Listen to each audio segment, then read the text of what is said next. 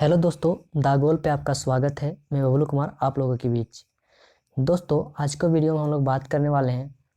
दोस्तों, हम लोग एस के झा के जो न्यू बुक आया है उसका हम लोग MCQ क्वेश्चन कर रहे थे। तो दोस्तों, जो उस बुक का हम लोग पहला चैप्टर कर लिए थे जो यूनिट और डायमेंशन था। दोस्तों, अब इसका हम लोग तीसरा चैप्टर करेंगे जो स्पीड एंड वेलोसिटी है, जो चाल और वेग है। तो दोस्तों, चलिए हम लोग स्टार्ट करते हैं। दोस्तों, अगर मेरे चैनल पर नए हैं तो चैनल को सब्सक्राइब कर दें। चलिए स्टार्ट करते हैं। दोस्तों, आपका पहला नंबर क्वेश्चन है, किसी निर्दिष्ट दिशा में किसी वस्तु की गति को क्या कहा जाता है? तो दोस्तों, इसका राइट आंसर हो जाएगा आपका ऑप्शन नंबर सी, वेग कहा जाता है। चलिए दोस्तों, आते हैं नेक्स्ट क्वेश्चन की ओर। दोस्तों, नेक्स्ट क्वेश्चन आपका है दूसरा नंबर क्वेश्चन, किसी पिंड का वेग समरूप कहा जाता है जब। तो दोस्तों, इसका राइट आंसर हो जाएगा आपका ऑप्शन नंबर सी, वेग का मान और दिशा दोनों नियत हो। चलिए दोस्तों, आते हैं नेक्स्ट क्वेश्चन की ओर।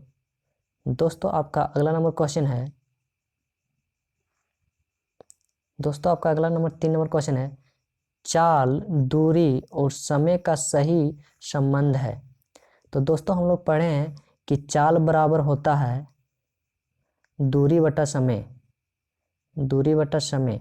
तो चाल स्पीड, जैसे कि दोस्तों स्पीड बराबर डिस्टेंस बाय टाइम। तो दोस्तों, इसका राइट आंसर हो जाएगा आपका ऑप्शन नंबर बी। चलिए दोस्तों, आते हैं नेक्स्ट क्वेश्चन। दोस्तों, अगला नंबर क्वेश्चन है 4 नंबर, तत्कालिक वेग और औसत वेग तब बराबर होते हैं जब वस्तु। तो दोस्तों, इसका राइट आंसर हो जाएगा आपका ऑप्शन नंबर डी, शून्य त्वरण में हो।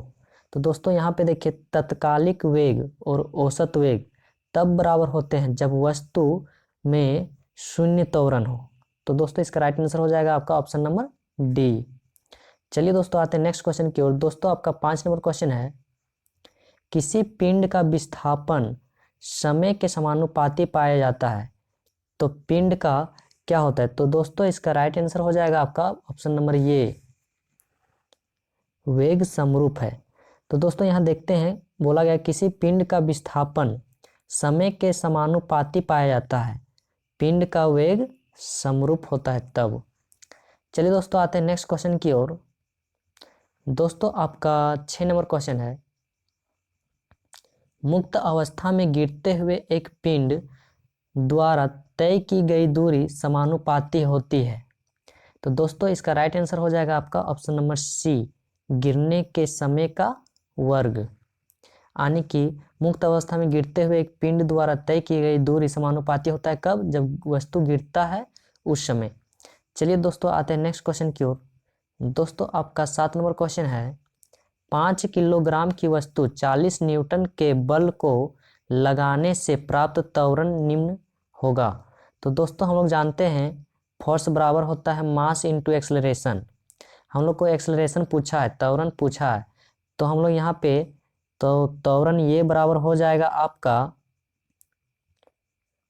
त्वरण ये बराबर हो जाएगा दोस्तों आपका फोर्स बाय मास। तो दोस्तों, आपका 40 दिया हुआ है आपका फोर्स यानी बल, और मास है आपका 5, इसको काटेंगे तो आ जाएगा आपका 8। तो दोस्तों, इसका राइट आंसर हो जाएगा 8 मीटर पर सेकेंड स्क्वायर। चलिए दोस्तों, आते हैं, इसका राइट आंसर हो जाएगा 8 मीटर पर सेकेंड स्क्वायर, ऑप्शन नंबर ये इसका राइट आंसर हो जाएगा दोस्तों। चलिए आते हैं नेक्स्ट क्वेश्चन की ओर।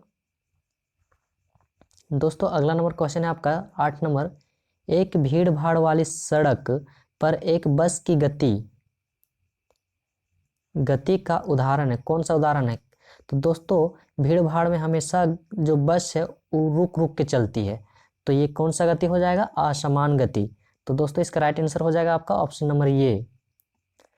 चलिए दोस्तों, आते हैं नेक्स्ट क्वेश्चन की ओर। दोस्तों, अगला नंबर क्वेश्चन है आपका 9 नंबर, यदि वेग समय ग्राफ समय अक्ष के समांतर हो तो क्या होगा? तो दोस्तों, इसका राइट आंसर हो जाएगा आपका वस्तु नियत वेग से चल रही है, ऑप्शन नंबर ये इसका राइट आंसर हो जाएगा। चलिए दोस्तों, आते हैं नेक्स्ट क्वेश्चन की ओर।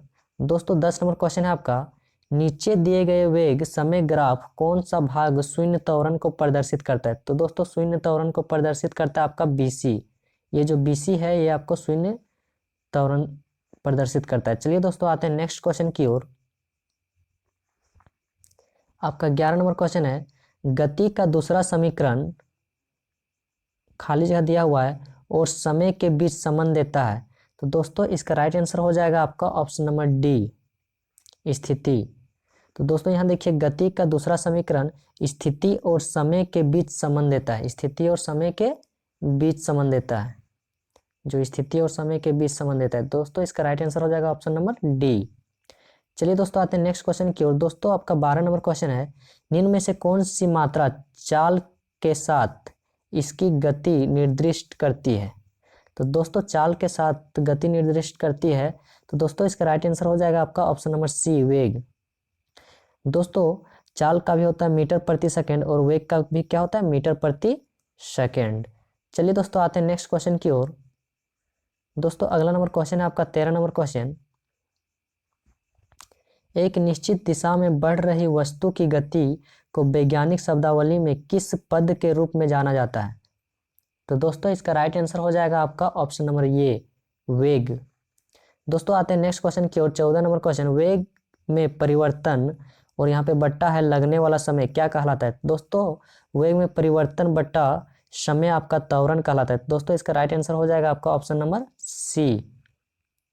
चलिए दोस्तों आते हैं नेक्स्ट क्वेश्चन की ओर। दोस्तों आपका 15 नंबर क्वेश्चन है, एक समान तल वाली सीधी सड़क पर नियत त्वरण पर दौड़ने वाली कार के संबंध में इनमें से कौन सा कथन सत्य है।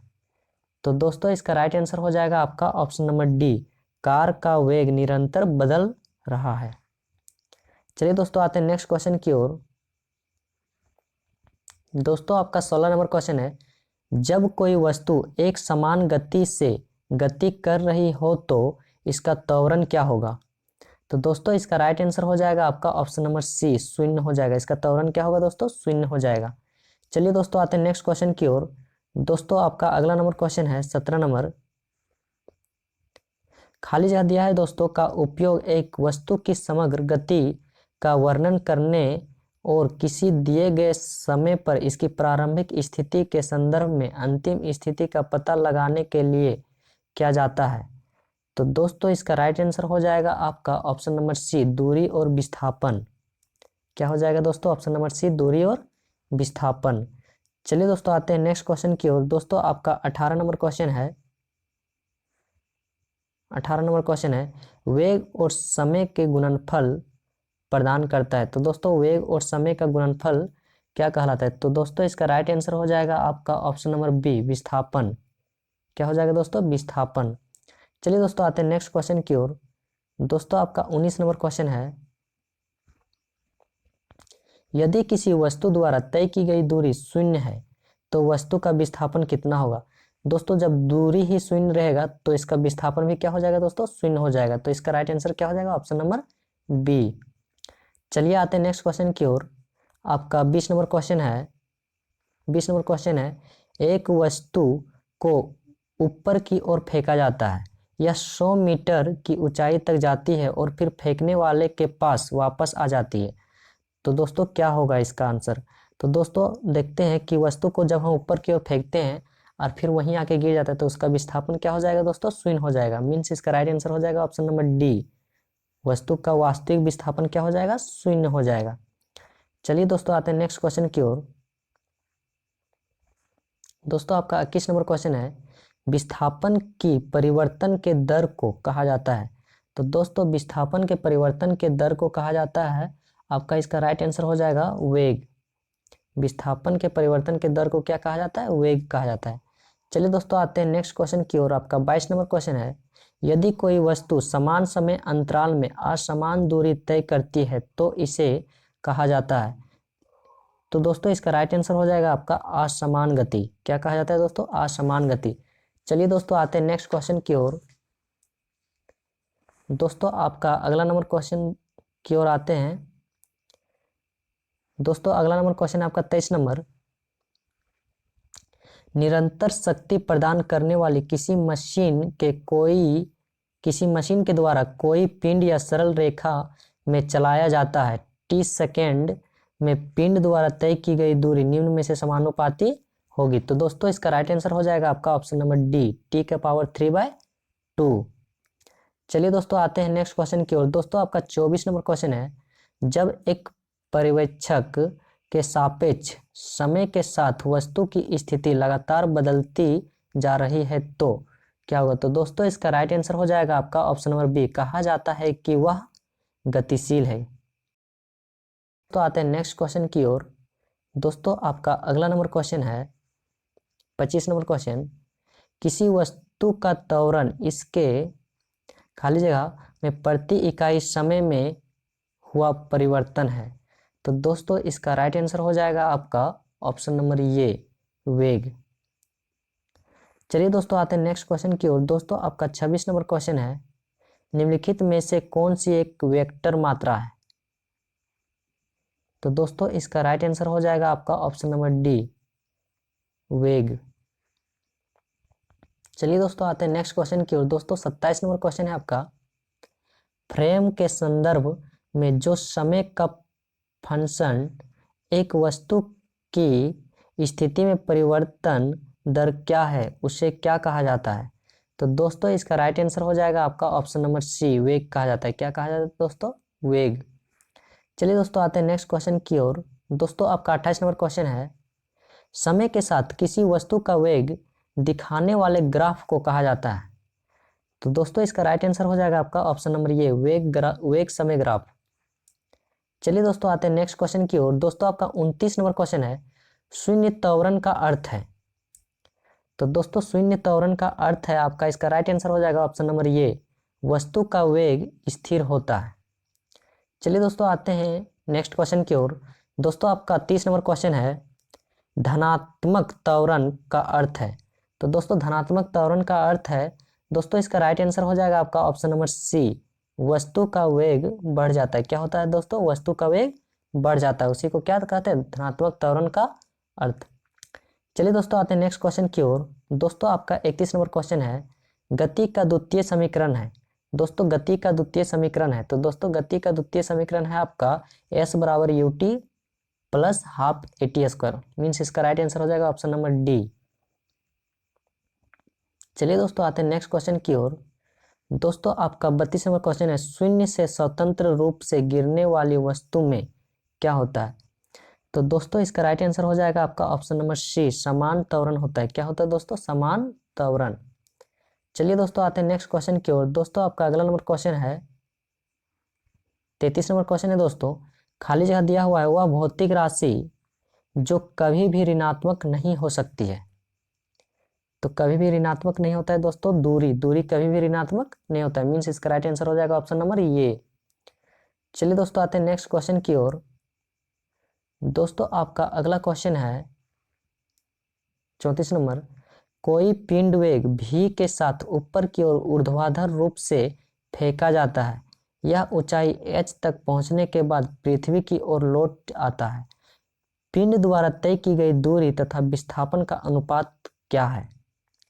तो दोस्तों इसका राइट आंसर हो जाएगा आपका ऑप्शन नंबर डी, अनंत। चलिए दोस्तों आते हैं नेक्स्ट क्वेश्चन की ओर। दोस्तों आपका 35 नंबर क्वेश्चन है, किसी पिंड के वेग समय का ग्राफ सरल रेखा में आता है तथा मूल बिंदु से गुजरते हुए x अक्ष को छूता है, पिंड गतिशील है। तो दोस्तों इसका राइट आंसर हो जाएगा आपका ऑप्शन नंबर सी, बदलते हुए त्वरण से।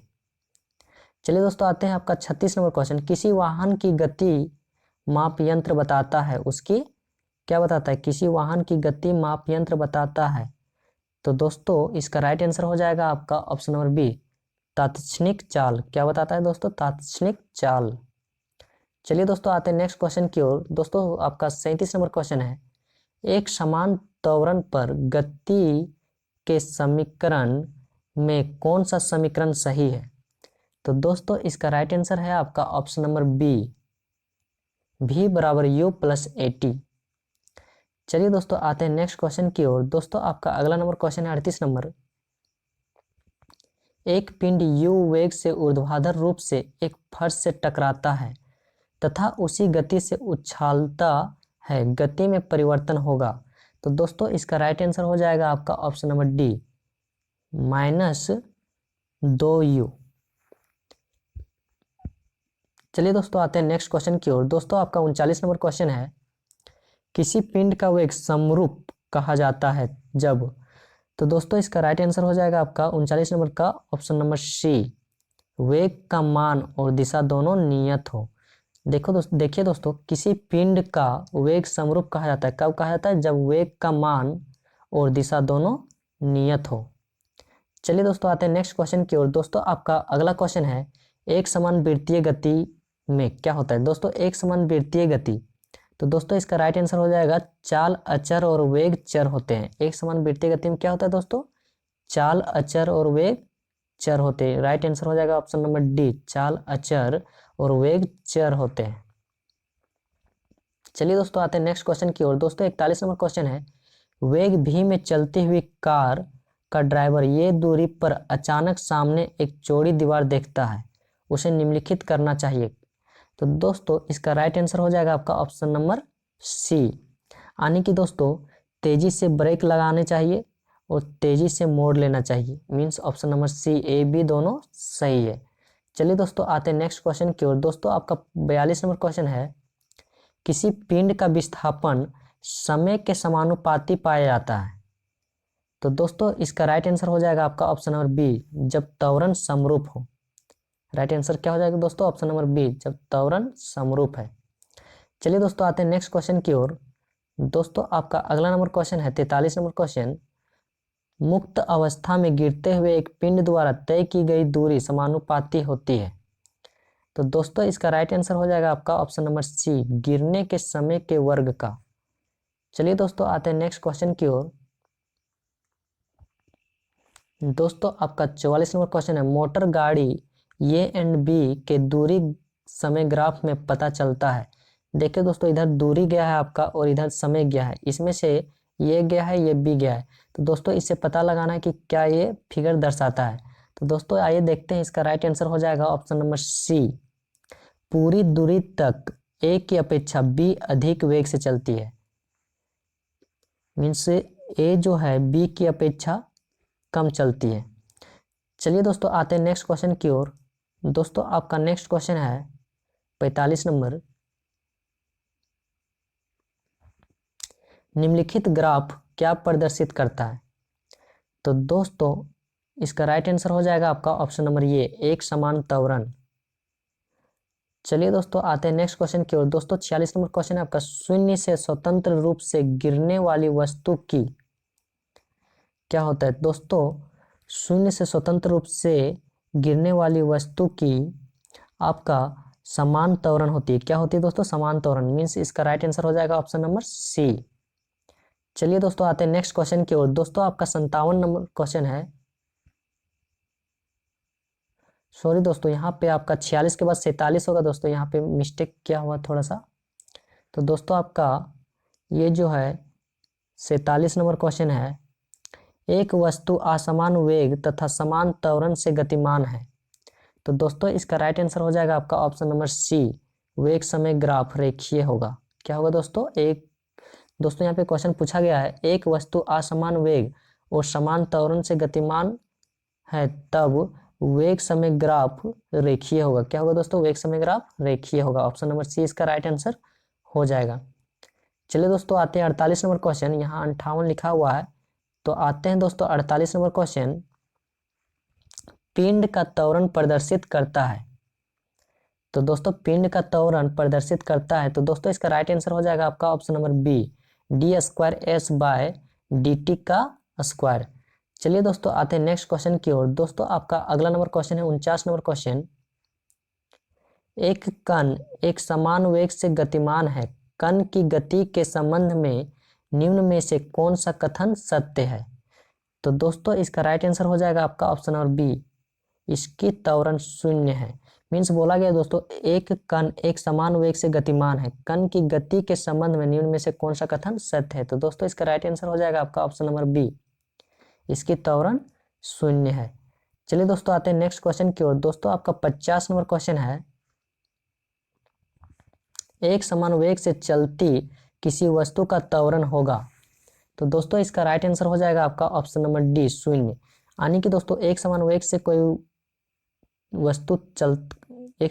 कोई वस्तु चलता है तो उसका त्वरण क्या होगा, शून्य होगा।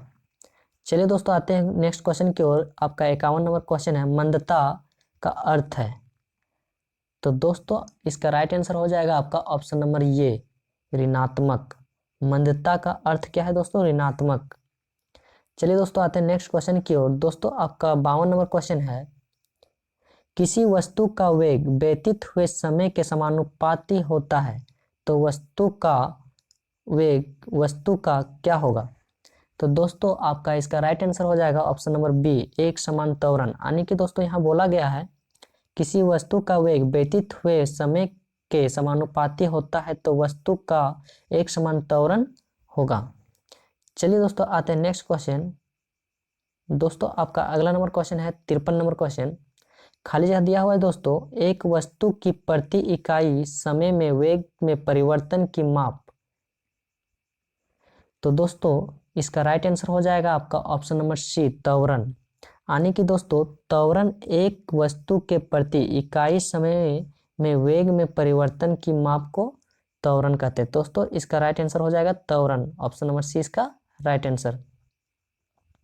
चलिए दोस्तों आते हैं नेक्स्ट क्वेश्चन की ओर। 54 नंबर क्वेश्चन, एक साइकिल स्थिर त्वरण से चलायमान है, पीछे के पहिए का घर्षण बल है।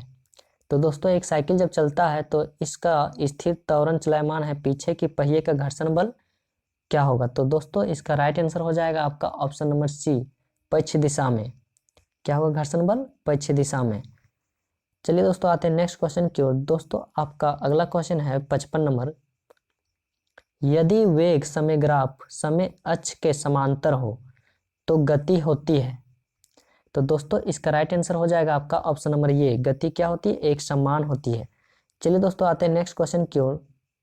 दोस्तों आपका 56 नंबर क्वेश्चन है, एक समान त्रिज्या की एक लोहे की गेंद व लकड़ी की गेंद को निर्वात में h ऊंचाई से गिराया जाता है तो दोनों पृथ्वी तक पहुंचने में लगा समय होगा। तो दोस्तों इसका राइट आंसर हो जाएगा आपका ऑप्शन नंबर बी, बिल्कुल समान। दोस्तों अगर हम लोग निर्वात में कोई वस्तु को गिराएंगे तो दोनों एक साथ गिरेगा। चलिए दोस्तों आते हैं नेक्स्ट क्वेश्चन की ओर।